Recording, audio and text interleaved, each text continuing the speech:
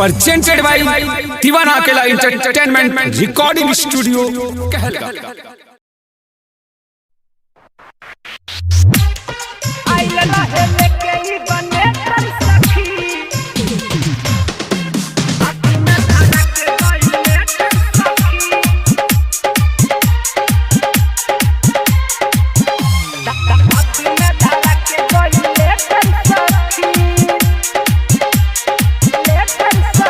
जात रही हम करे पढ़ाई, दिल देखिए के सीटी बजाई, दिल देखिए के सीटी बजाई। जात रही हम करे पढ़ाई, दिल देखिए के सीटी बजाई।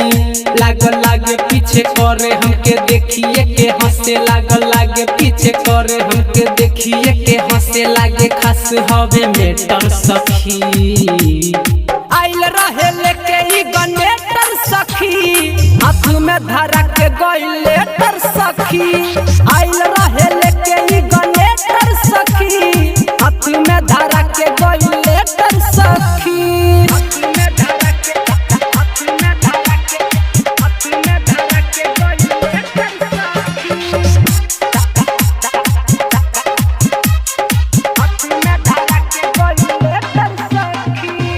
कही का सखी रहे कमीना, पहले बा मुश्किला हमर जीना। कह के हमके बोलाबे हसीना, देखिए के ओकरा मोर छूटे पसीना। रे सखी कही का सखी रहे कमीना, पहले बा मुश्किला हमर जीना। कह के हमके बोलाबे हसीना, देखिए के ओकरा मोर छूटे पसीना। कहे चलो हमरे साथ लेके आई का बारात, कहे चलो हमरे साथ लेके आई का बारात। लागे रहे जैसे सेटर सखी आइल रहे लेके ई गनेटर सखी, हाथ में धरा के गइलेटर सखी। आइल रहे लेके ई गनेटर सखी, हाथ में धरा के गइलेटर सखी।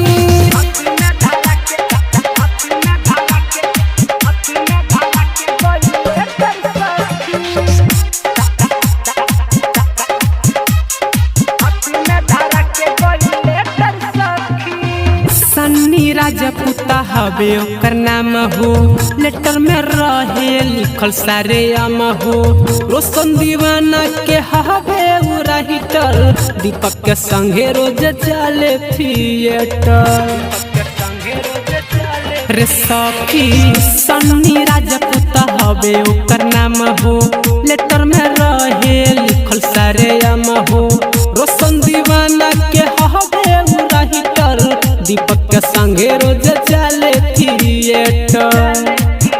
देखी हमके अकेला धोइल चाहे हमके कोरा, देखी हमके अकेला धोइल चाहे हमके कोरा। कोइल चाहे सिग्नेचर सखी आइल रहे लेके ई गनेटर सखी, हाथ में धरा के गइलेटर सखी। आइल रहे लेके ई गनेटर सखी, हाथ में धरा के गइलेटर सखी। जात रही हम करे पढ़ाई, दिल देखिए के सीटी बजाई।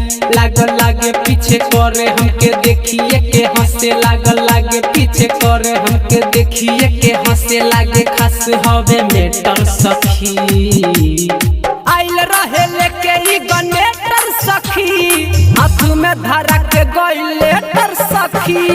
आइल रहे लेके ई गनेटर सखी, हाथ में धरा के गइलेटर सखी। बड़ा लफुआ हवे सन।